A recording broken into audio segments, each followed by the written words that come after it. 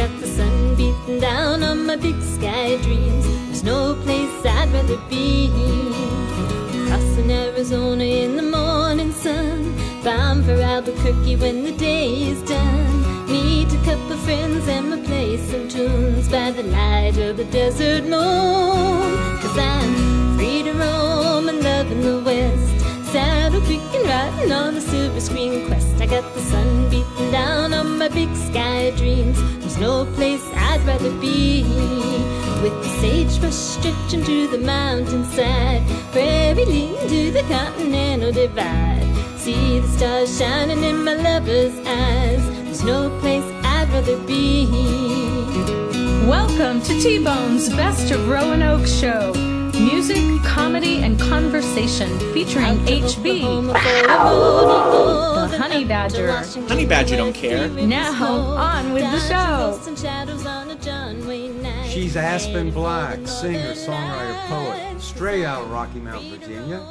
And with her today is her 13-year-old daughter, singer-songwriter Alice. Happy Valentine's Day to both of you. Thank you, Tim. Happy Valentine's Day to you. Happy Valentine's Day. Yeah, and welcome to the T-Bone's Best of Roanoke show. With me, as always, my co-host, HB. HB, good morning. Wow, good morning. We're here at 3rd Street Coffee House, a wonderful venue if you've never been here before.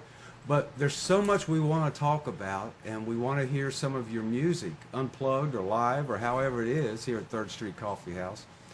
And there's so much we want to bring about what you've done as far as your tours and what you've learned on the road, especially you, Alice. I imagine you've seen some things way out west. Oh, yeah. Yeah, so we want to hear about all that. But I guess before we get going here with all that, Aspen, I need to know, give us an overview of, you've been doing this for a little while, I take it. So where did this music and this poetry that you do, where did all that come from? How did it start? Give us an overview of that. Well, I've been a musician most all of my life. I began officially playing violin at age 6, symphonic violin, went into concert type work, stayed with that all through elementary, middle, and high school, and a little bit into college. I also picked up several instruments along the way, took private lessons on piano, snare drum, marimba, clarinet. I was in the school choir, which then led me into voice lessons. I also moved up into the high school choir, into madrigals as a soloist there, and also into the musical theater part of high school, which I continued a lot of that into college as well. So I've had a pretty musical background. I began writing poetry, again around age 6 or so, and had a lot of support from our local school system in terms of creative writing. I was in the Gifted and Talented program with that, and there were just so many opportunities through the schools in Maryland where I grew up. So we ended up just having numerous contest opportunities. In middle school, I remember going to a special program for creative writing in the humanities that was sponsored by Washington College over the summer. So just so many enrichment programs for writing. So I feel like I've really been pretty well-rounded when it comes to music and writing, and now I'm able to put that all together. Well, let me ask you this. I mean, you started at such a young age. Is there anybody in your family history that has a musical background that genetically might have? Yes, actually, my mother, if I truly want to credit this, my mother started me when I was in the womb because she played folk guitar while I was still inside of her. And so she actually played banjo and guitar and banjo ukulele as a young person. And so I always had music around me. My mom says John Denver was on in my room 24/7 as a baby. So yeah, my mom would really be a lot of my inspiration in terms of the folk music, although I wasn't originally drawn to that genre until I was probably a young teenager. So, well, anyway, it all paid off. Yes. Can you play the ukulele? Yes, I can. I'm going to do that for you a little bit later today. Oh, that's going to be good. I look forward to that. And Alice, how long have you been doing this? I've been performing since I was 3. I used to get up on stage with my mom a lot when I was younger, and I've been writing songs since I was 4. I've been playing like different types of instruments since I was around 8, and it's pretty much. How many different instruments do you know? Well, I started playing mandolin, and then I learned banjo, and now I play mostly just guitar and ukulele. Okay. My word. Now, getting back to you, Aspen, what types of music do you like to play when you're out on the road, or you perform here at 3rd Street Coffee House, I bet, but what are your genres that you're into? Most everything is folk and country based, and it's some sort of spring off from that. So I've had a lot of good luck with the Western Americana end of things, which is known to be cowboy music. It's sort of a cross between country, traditional country, and folk. Think Michael Martin Murphey or Don Edwards. Mm-hmm. So there are a lot of my songs that go in that genre. I also write more generic folk, country, both traditional and modern. I also write some Christian music. Oh, okay. So. Very good. And you've got a CD, it probably came out, last year, Loving the West? Mm-hmm. Love in the West came out last year. It was recorded here in Roanoke by Randy Walker, and then mastered over at Harold Thompson's studio in Works. So it was actually a local project that ended up standing up very well to the national level. So now, tell me this too. I read somewhere, Aspen, where it's also popular, I think, in Europe and New Zealand. yes, Is that right? Had airplay all across different places in Europe, Australia, as well as many cities in the U.S. and some in Canada. Very nice. Was the song Blue Eyes on there? It is not. That's a brand new one. I just completed that in November of this past year, and I'll be playing that for you a little bit later today. Okay, we want to hear that. So as far as the CDs, how many have you put out? I believe I have 5 Yeah. CDs, and several of them are Western CDs, some of them crossover. And then way back in the 90s, I also have 2 cassettes that were recorded in Nashville and put onto commercial country radio back then. Oh my! So yeah, you are a pro at this. Well, and as far as you, Alice, you have a new single that just came out February 1st, I believe. Yes. The Town of Bodie. Yeah. Now, do you have a CD to go along with that at this early age, or is that asking too much? I have a CD that I did earlier, a couple years ago, called The Yodeling Mule. Okay. That doesn't really have anything to do with the Town of Bodie. The Town of Bodie is more recent. But I recorded that in Nashville a few months ago, end of November. And yeah, I just released that recently. Yesterday it was played in Hungary, so it's really Oh, wow. exciting. Yeah, we're listening to Yeah. that through the computer. So wouldn't that be crazy to take an airplane to New Zealand or Hungary and you check in somewhere and they say, "Oh yeah, I've heard your music." That would be very exciting. Yeah. It sure would. And the Town of Bodie, will you sing that for us later, or play it for us? Yeah. Okay. We can play the recorded version. All right, let's do that.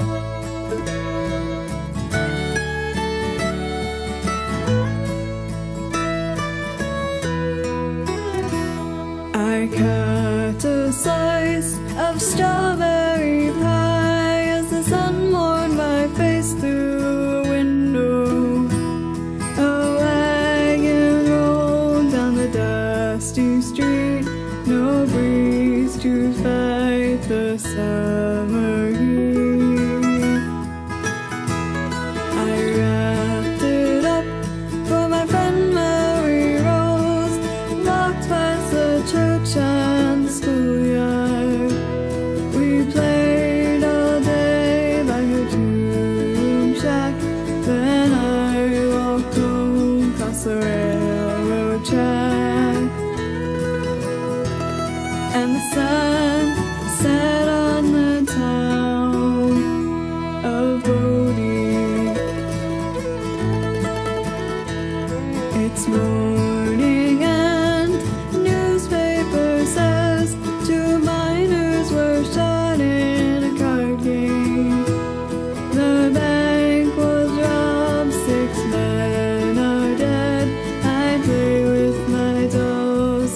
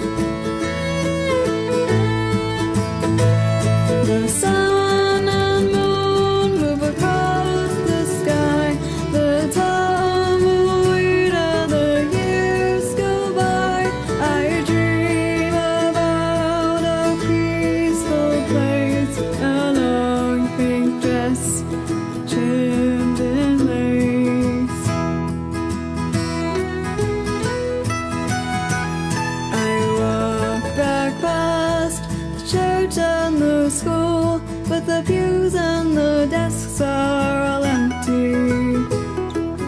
Mary Rose's shack fell down, the stores nailed shut, no one's around.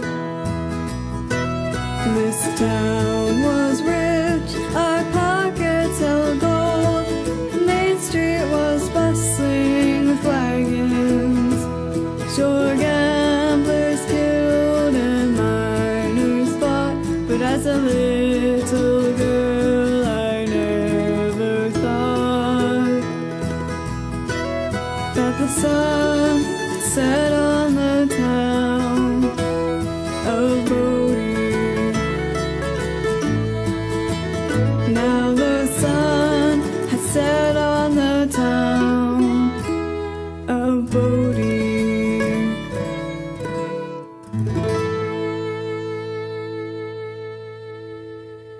Songwriting. You said you picked that up at an early age.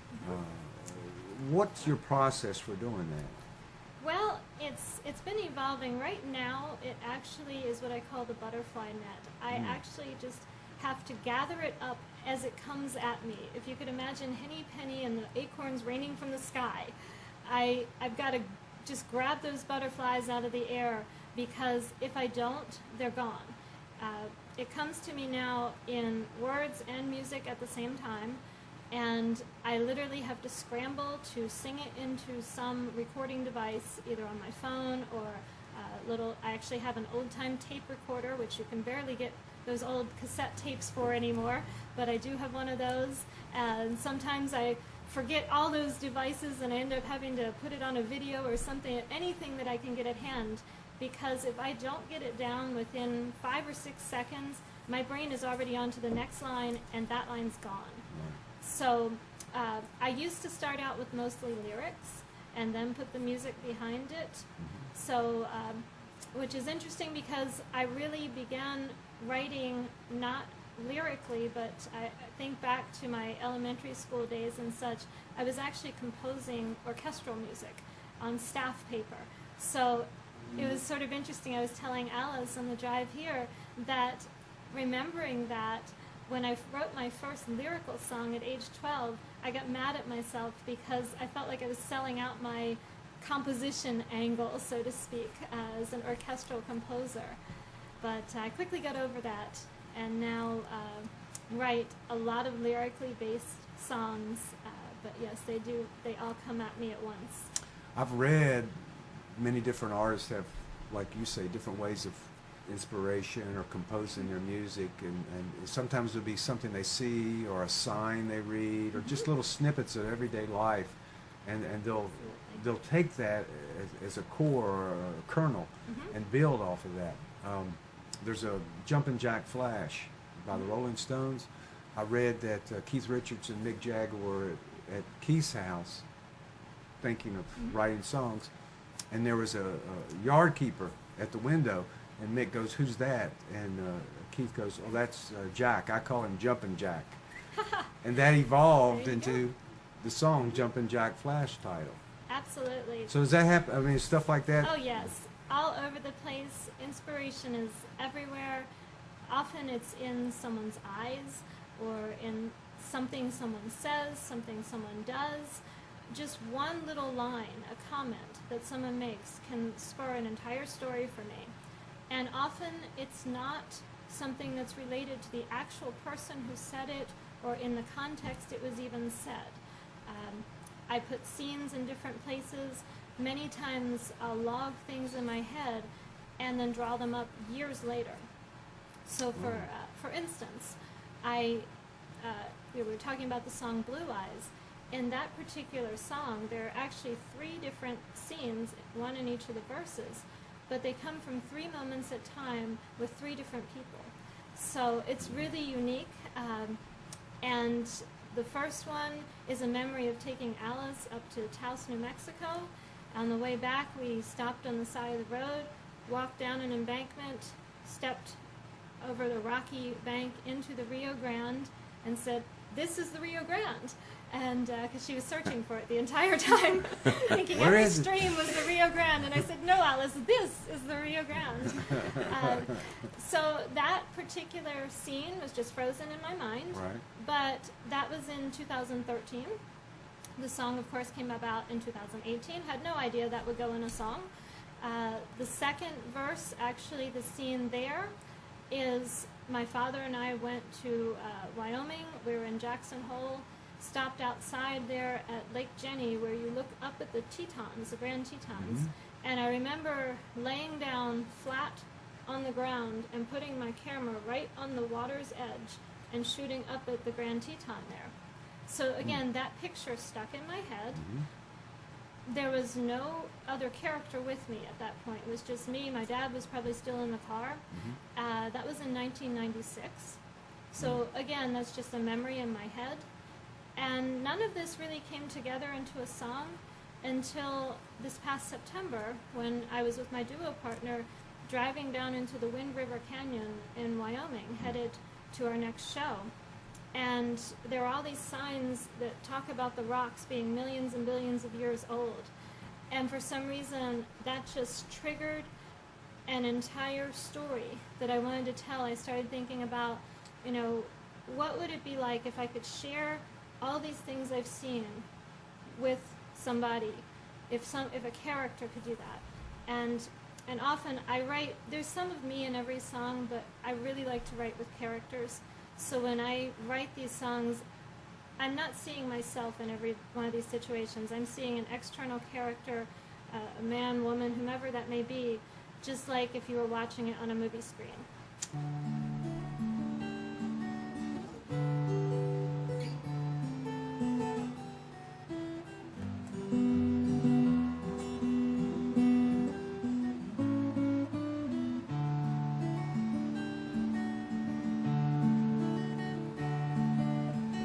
Do you remember all the leaves that swirl, all the rocks on the bank? I took your hand.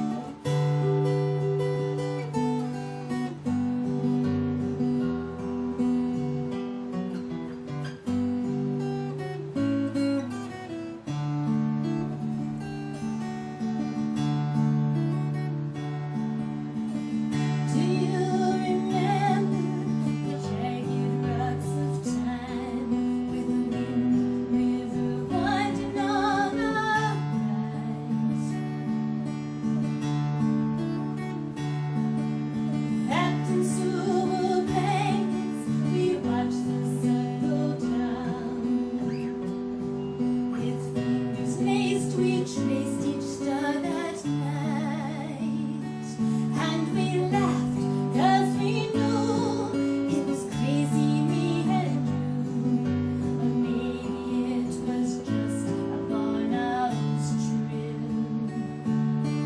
Waxing moon behind, now you say it's in my mind, but I can see your blue eyes smiling still.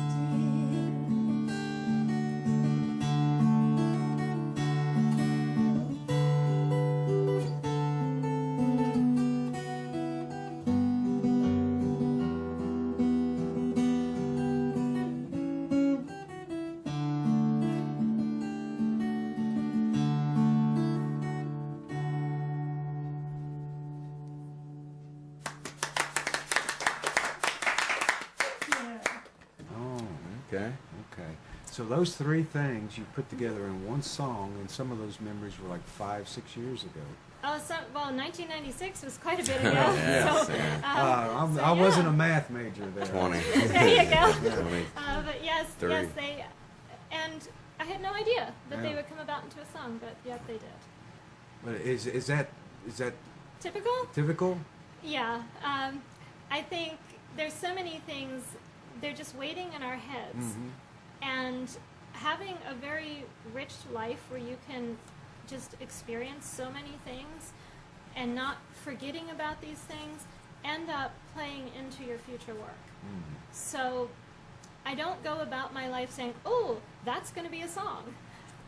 Although sometimes I think, that could be. Yeah. But most of the time I just see something and then it triggers either thoughts, memories, different visions, or a brand new daydream that I just totally pull out of thin air and see, you were saying different things you see. I saw a man driving by our road with a truck with hay on the back. And I recall at the time, I don't know what I wrote, but I grabbed the feed ticket, which I have lots of feed tickets in my car, and when I don't have a recording device, that's my favorite thing to write songs and poems on. And so as I'm driving down the road, now, none of the listeners actually go do this. It's a bad idea. Yeah, don't do this at home. Don't do this at home. But I put it on my thigh or something, look at the road, and scribble down these words that are in my head. So I began writing a poem just off of that, and recall that triggered at least 2 or 3 lines. And generally, I don't push myself to write stuff anymore. When the inspiration stops for that snippet, I let it go. If it's going to work out, I'll come back to it. If it's not, that's okay. I've got thousands and thousands of songs, and they barrage me all the time. So So it's just, you're built that Yeah. way. I think so. I think in rhyme and meter and melody. I'll say. Yeah. Well, Alice, your experiences probably don't go back to '96. Oh no. But are you able to incorporate some things? Do you write your own songs sometimes? Yeah. Town of Bodie, you wrote that, right? Yeah, I write a lot of the songs I do. More recently, I've been doing a lot of covers. But, yeah, I don't write like that. I just kind of write about things that interest me. I see something, like I wrote about my mule, the title track to my Yeah. CD, The Yodeling Mule. I wondered where that came from. Uh-huh. Okay. I wrote that because I was learning how to yodel, and I saw him, and we were going out to feed him, and we had just gotten him, and I didn't know what a mule sounded like, and he made this really weird whinny sound, and I guess that's how mules sound, and We'd like to hear it. well, sadly he's not here with us I today, thought, okay. but and I was like, oh my gosh, this sounds like a yodel. And I was like, oh my gosh, my mule can yodel, but I can't. So that's where that came from. And that's the operative line in the song. My mule can yodel, why can't I? Uh-huh. Right? So there it is. And then the town of Bodie, you wrote that. Is there a real town called Bodie? In California. Have you been there? I have not been there. Well, they should give you the key to the city when you go there. I know they should. Well, I want to hear that later. Now, you like 60s folk music, Oh, right? yes. You ever heard of Joan Baez, Joni Mitchell? Oh, yeah. Those are some of my favorites. Yeah. Oh, well, we know. HB and I know about them. What about, Janice Ian? A little bit. A little bit. She might have been a little bit later. Emmylou Harris. Yeah. Who are some of your other favorites or inspirations? Ian Tyson, who's kind of like a more country folk, sort of western. Peter, Paul, and Mary, I really like them. Oh yeah. The Byrds, I like the Byrds a lot too. Yeah. Bob Dylan. Heard of him? Robert. Yeah. So yeah, those are my main inspirations. She likes the '60s, HB. Yeah, and I that's know. that's neat to hear. Younger people knowing and Yeah. and having a passion for that music. Yeah. You know, on my iPad, guess I have a Peter, Paul, and Mary song. Oh, Guess which what one? it is? Puff the Magic Dragon. I thought so. That's one of my favorites. Yeah. Oh, it still gets me. Yeah, me too. Yeah. Don't play it. I will cry. I have since age 4. Right. Yeah. There you go. Well, now obviously both of you've talked about out west. Do your tours take you out west, and where are some of the places you've gone to that are memorable and I want to get into that a little bit. Alice, you want to talk a little? Where are we going? Albuquerque, New Mexico, Iowa, pretty much every town in Iowa I've been in. South Dakota, Nebraska, Ohio. We've been to Ohio a lot. I think the farthest I've been is California. Well, that's pretty far out. Yeah, Yeah. pretty far. Colorado. Colorado, yeah, we've been to Arizona. Colorado, Arizona. Have you ever been to a place called Truth or Consequences? Oh, New yeah. Mexico? Oh, we love Yeah. Truth or Consequences. Yeah. I have a song that was written about it. People are not going to believe this, HB. There is a town called Truth or Consequences. did not New know that. Mexico. Hey, that concludes episode 1. Stay tuned for episode 2, coming right up. Standing there on the horizon, blocking the sun.